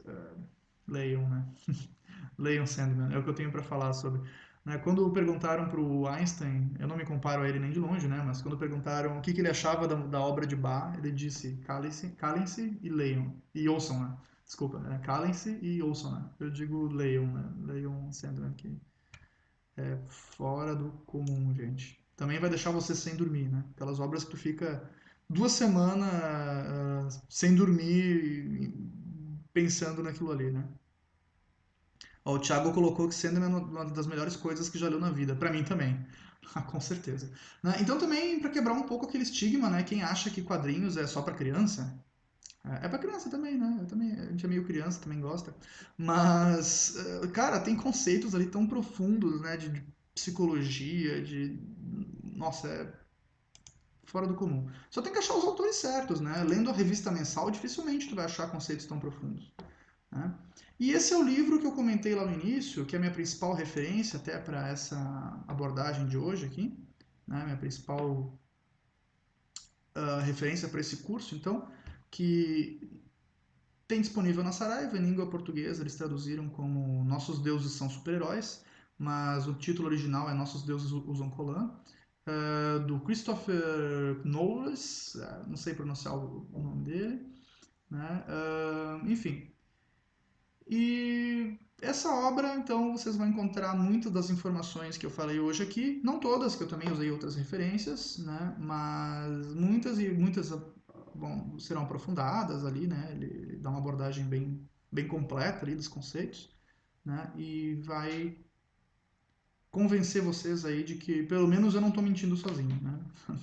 Tem mais gente falando sobre isso. Tem outras obras também sobre o assunto que eu já vi na Saraiva, mas eu não cheguei a adquirir. Essa eu adquiri ela, né? Não estou com ela aqui porque está emprestada para o meu ilustrador, eu tenho uns projetos de quadrinhos também, e eu dei para ele ler, para ele se inspirar também. Né? Então a gente vê aqui, ó, a capa, né? A capa é muito legal, que é uma imagem da Santa Ceia, né? E no lugar do Jesus tem um Superman genérico, com uma seta apontando para cima, né? Ou seja, o eu espiritual, né? Ali tem um carinha com aquele dedinho para cima, aquele dedinho para cima que para quem não sabe, tá na Santa Ceia, tá no quadro do Da Vinci também, né? Mas para quem não sabe é o conceito do Platão, tem aquele quadro com o Platão apontando para cima e o Aristóteles apontando para baixo, porque o Platão acreditava no eu superior, acreditava no mundo das ideias, enquanto o Aristóteles era o cara da questão analítica, né? Então, ele é o pai do nosso método acadêmico científico. A questão da análise, né? Ele não acreditava muito em coisas divinas. Ele era discípulo do Platão, mas discordava. E aqui, no lugar da Maria Madalena, para quem não sabe, na Santa Ceia tem a Maria Madalena no quadro lá. Quem assistiu, né, o Código da Vinci lá sabe disso. Botou uma valquíria qualquer, né, que daí representa aí a Mulher Maravilha, representa várias heroínas, né. E tem um Homem-Aranha genérico ali, enfim. É uma brincadeira, né, com essa questão divindade e super-herói, a capa, né. Então, super recomendo essa obra aqui, né, quem quiser. E o que mais que eu coloquei? Ah, não coloquei mais nada. Aí, claro, né, as próprias obras do Joseph Campbell, né, então... eu tenho uma revista com uma reportagem de um discípulo do Joseph Campbell, que ele diz que mitologia é a religião do outro, né? Então, a nossa religião a gente não considera mitologia, a dos outros a gente considera mitologia. Então, eu recomendo as próprias obras dele, né? Ou obras relacionadas, né? Então, o Herói de Mil Faces, que é dele, né?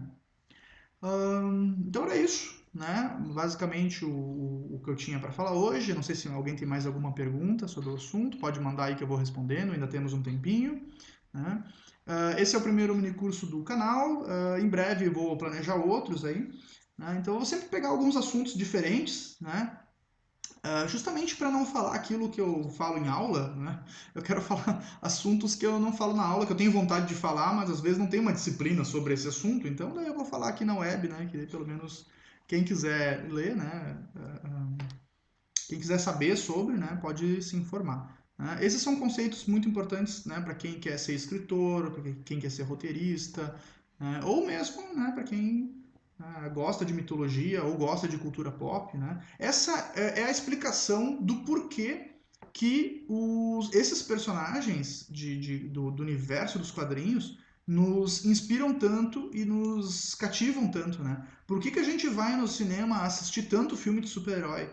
Né? Eu digo a gente, nem todos, né? Mas eu vou, né? Eu sei que muitos que acompanharam aí vão também, né? Assistem todos os filmes, mesmo os ruins, né? Mesmo os filmes que são ruins, o cara vai lá e assiste, né? Que o fã, ele é fiel, né? Ele é meio masoquista também, né? Mas por que isso? Por que a gente assiste tanto? Né? Porque justamente não está falando só sobre personagens fictícios. Está falando de conceitos da nossa própria psique, da psicologia, da mitologia, conceitos místicos, metafísicos, enfim, é muita coisa que está ali, né? Nós estamos indo no cinema, ou abrindo a revista em quadrinhos, ou no videogame, né, ouvindo as histórias sobre os deuses. Né? Assim como na antiguidade o pessoal sentava ao redor de uma fogueira, né, para contar as histórias. Não é muito diferente, a gente só usa métodos mais modernos, mais tecnológicos para fazer isso. Né? Os contadores de história sempre existiram na humanidade, né? Então, e eles continuam existindo, são os nossos roteiristas, nossos diretores, nossos escritores. Né? Só o método mudou, mas a essência é a mesma. Né? A gente vai lá para ver o mundo das ideias, o mundo ideal, né, do Platão. A gente vai lá para sonhar, né? Não deixa de ser uma máquina de sonhos o cinema, né? Então a gente vai lá para ver tudo aquilo que a gente gostaria de fazer, mas não consegue fazer, né? Por estar limitado aqui no corpo físico. Né? Então, esse seria o conceito, certo? Mais alguma pergunta aí no YouTube? Ainda dá tempo. O pessoal já está indo aí, muito legal quem participou aí. Abraço, Thiago. O Kelvin também participou, né? O Ralph aí estava nos acompanhando também. Eu sou então o Charles Boeira, esse é o canal Vida de Docente. Né? O foco principal do canal é falar sobre metodologia e tecnologia para educadores, mas também vou falar de outras coisas diferentes aí. Né? Enfim, o que tiver na cabeça aí que eu tiver com vontade de falar, na verdade. Mas sempre com foco, né? Educadores é muito importante isso. Né? Numa sala de aula, os arquétipos também se manifestam nos alunos. Né? Além de que essas são ferramentas de psicologia muito interessantes para a gente usar. Né? Mas aí fica a critério de cada um, né? O que absorver disso ou não, e quem quiser se aprofundar com isso, certo? Então, quem quiser depois receber o certificado, então, repetindo, tá na descrição lá do vídeo, eu deixei as instruções, né? Basta se inscrever no canal, curtir lá a página do Face, postar nos comentários uma resenha do assunto de hoje, assim, um parecer, o que achou, o que gostou, o que achou interessante, só para eu ter certeza que a pessoa assistiu mesmo, né? Pode, quem assistir depois, também quem não assistiu ao vivo, mas assistir depois e postar, tá valendo também, não tem problema. O vídeo vai ficar disponível no canal lá para todo sempre, né? Enquanto não dá uma guerra nuclear e não cair o YouTube, tá lá. E preencher um formulário, deixei o link ali também, o formulário para eu ter os dados daí para eu colocar no certificado, né? Para o certificado ter validade daí. Né? Então eu envio por e-mail, né? Vou enviar por meio digital, certo? Certificado de participação de 2 horas, aí deu 1 hora e 50 minutos, né? Mas eu arredondo para 2 horas aí para o tempo de fazer a resenha também, né? É uma mini capacitação, certo? Então muito obrigado por quem acompanhou, um grande abraço e em breve teremos mais aí, né? Até a próxima.